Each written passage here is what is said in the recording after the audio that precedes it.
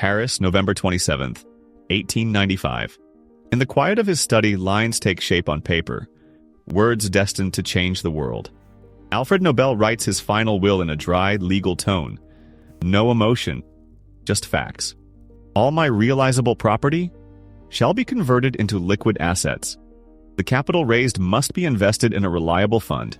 Each year the interest from that fund will be distributed, not to family, not to friends, but to those who over the past year have brought the greatest benefit to humanity.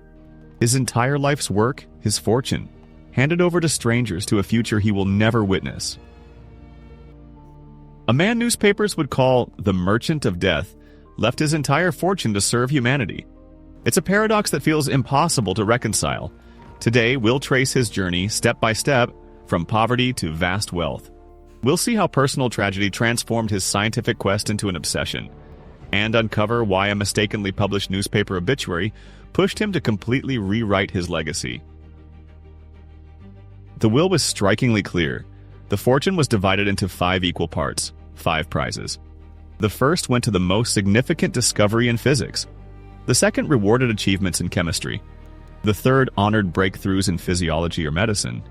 The fourth celebrated the creator of the most outstanding work of idealistic literature.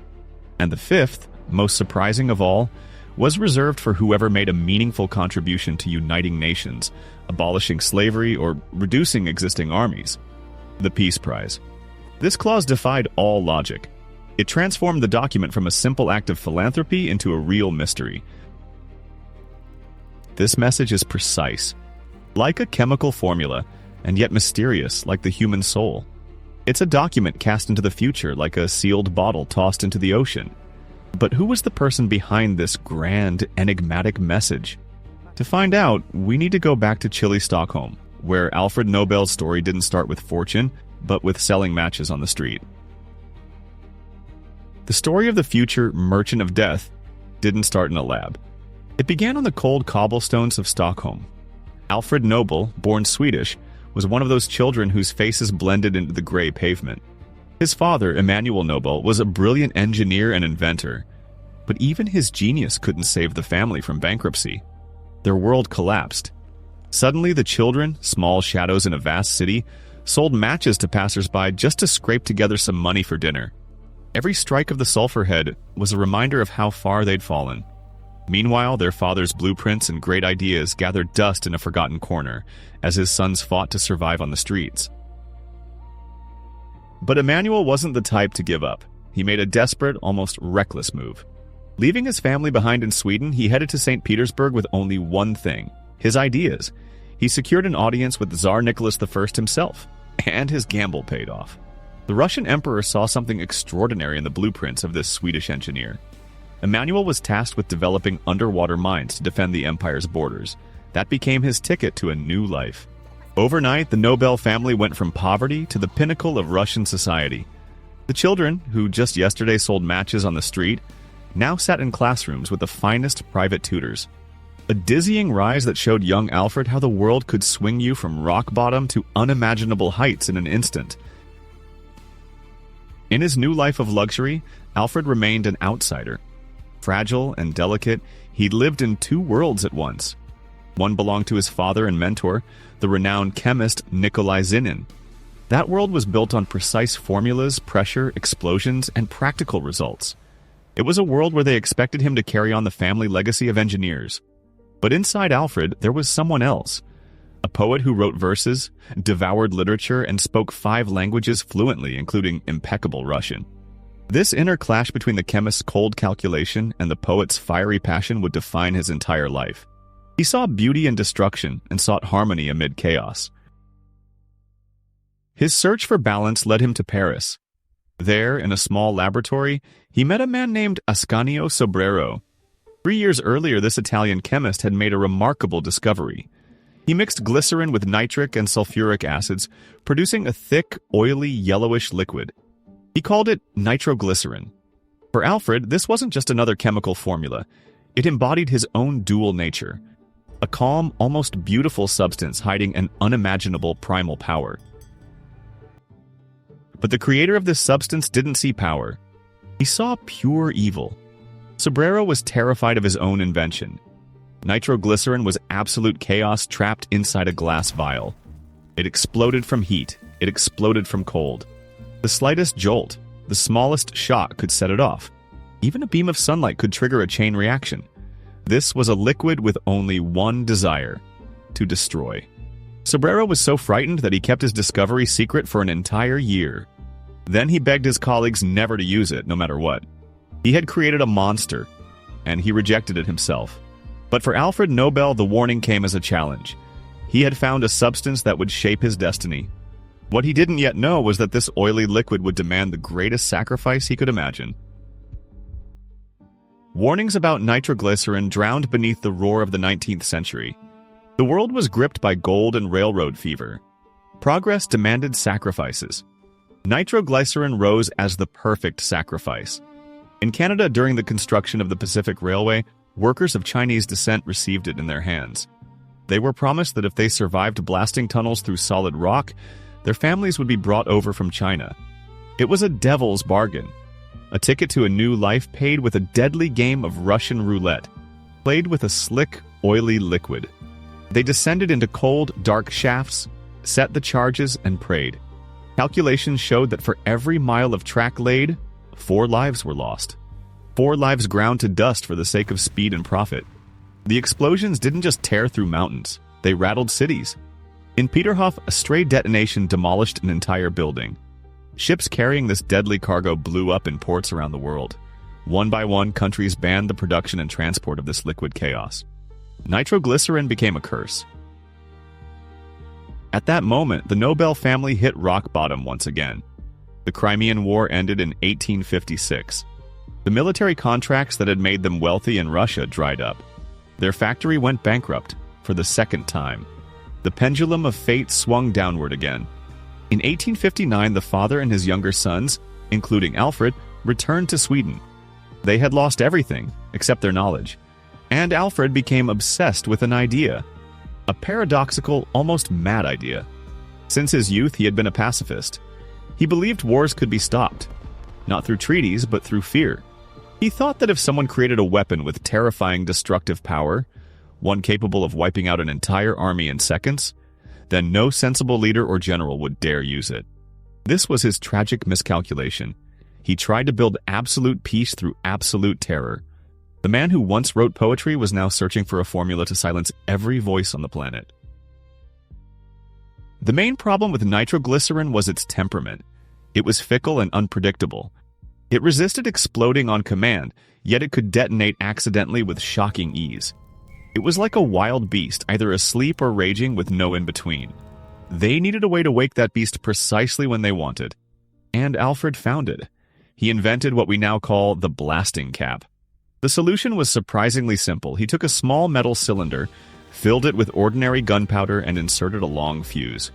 This tiny charge, placed inside a container of nitroglycerin, created the initial shockwave.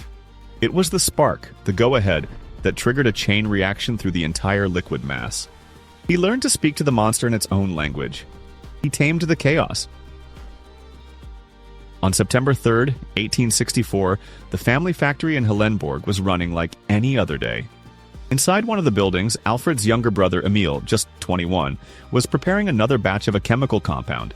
Fresh out of university, he was eager to prove himself to the family. Meanwhile, Alfred worked on his blueprints in the neighboring building. Then, everything shattered. A deafening roar, a shockwave that shattered windows. Where Emil's lab once stood, now only a smoking crater remained. Alfred wasn't physically hurt, but as he rushed to the wreckage, he saw something that broke him forever. 5 people had died. Emil was among them. Almost nothing was left of him. On that day, Alfred Nobel died alongside his brother. Only a shadow of him remained, haunted by guilt. That death became his personal curse and his driving force. What started as scientific curiosity turned into a vendetta. He had to conquer that substance, make it completely safe. Emil's sacrifice couldn't be in vain. This was no longer about business. It became redemption. He worked around the clock, ignoring government bans that pushed his operation beyond the city limits after the tragedy. His grief hardened, turned into armor, into a resolve nothing could shake. The tragedy consumed him, and that obsession led him straight to the answer. Right beneath his feet, hidden in a dull gray rock, an answer that would bring him unimaginable wealth. The decision didn't come as a sudden flash of insight. It was born in silence, in dust, through endless painstaking trials. Alfred, haunted by his brother's ghost, wasn't chasing inspiration. He sought momentum. He needed a sponge-like material, an inert taming agent that could soak up the liquid chaos of nitroglycerin without reacting to it. He tried everything: brick dust, coal powder, sawdust. Each time the results were unstable. Then he turned to kieselguhr, a nondescript gray rock, actually compressed remains of ancient algae, formed over millions of years. It was the perfect candidate: porous, lightweight, chemically dead. He mixed the oily liquid with this gray powder, and the monster froze. The volatile substance, ready to explode at the slightest jolt, transformed into a dense, moist paste. It resembled clay. You could knead it, shape it, mold it any way you wanted. Alfred rolled it into tight cylindrical sticks, later called cartridges. Into one, he inserted his detonator. He gave his invention a name drawn from ancient Greek: dynamite, from the word dynamik, but meaning power. In that moment, he didn't just create a new explosive. He handed humanity the controlled power of the Titans. The world responded instantly. Demand surged like an avalanche. Tunnel builders carving through the Alps and the Rockies, mining companies digging deep for coal and gold, engineers constructing canal. They all wanted dynamite. It was safe to transport, predictable, remarkably powerful. Where hundreds of workers once chipped away at rock for weeks, a single blast now got the job done in hours. Nobel's empire expanded at a dizzying pace. Factories sprang up across the globe. By the time he was 34, the man who once sold matches on Stockholm streets had become one of the richest people on Earth. His personal income outstripped the budgets of some European nations. Yet his old tragic vision didn't fade. He still believed peace could come through fear. He wrote, "My dynamite will bring humanity to peace faster than hundreds of treaties. Once people realize entire armies can be wiped out in an instant, they will undoubtedly enter a golden age of peace." This was the faith of a scientist who saw the world as a chemical reaction, overlooking the unpredictable nature of human behavior. Wealth didn't bring him happiness. It brought isolation. He became known as Europe's richest wanderer. He owned homes in Paris, Hamburg, San Remo, but he felt at home nowhere. Surrounded by luxury, he lived as a recluse. Lonely and never married, he wandered the empty halls of his mansions. His only companion was the echo of his own footsteps. He built a global empire, yet left no heir behind. At 43, a single ray of light entered his life. He placed an ad seeking a personal secretary. An Austrian countess named Berta Kinsky answered the call. She would later be known as von Suttner. Bright, educated, and a passionate pacifist, Berta worked for him only a few weeks before returning to Austria to marry.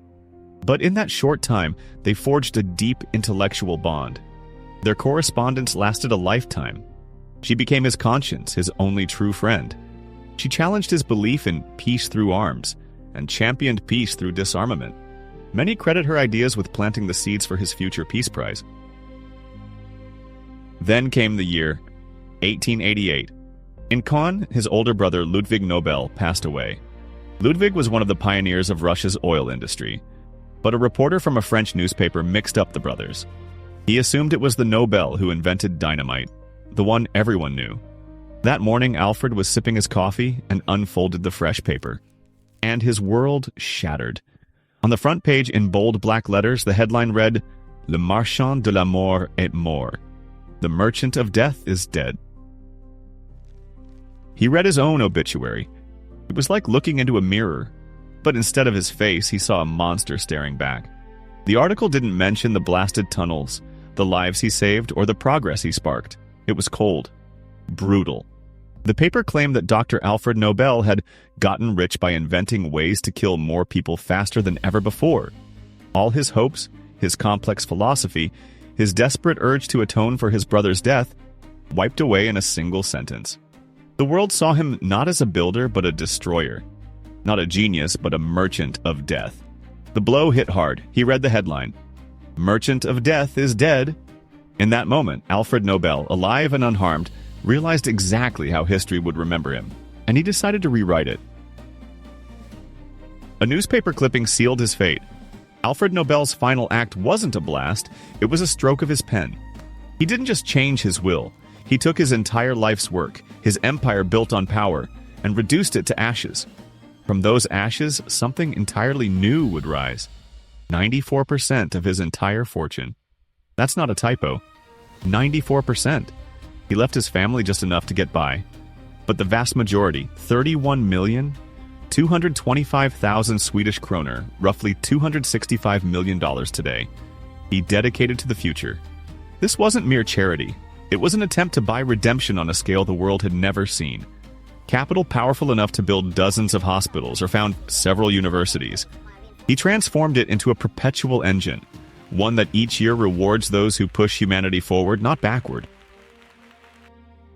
On December 10th, 1896, Alfred Nobel died of a stroke in his home in San Remo. He passed away alone, just as he had lived. When his will was unveiled, it sparked an uproar. His family was furious, feeling robbed. The King of Sweden took offense that the fortune would leave the country to reward foreigners. Society stood baffled.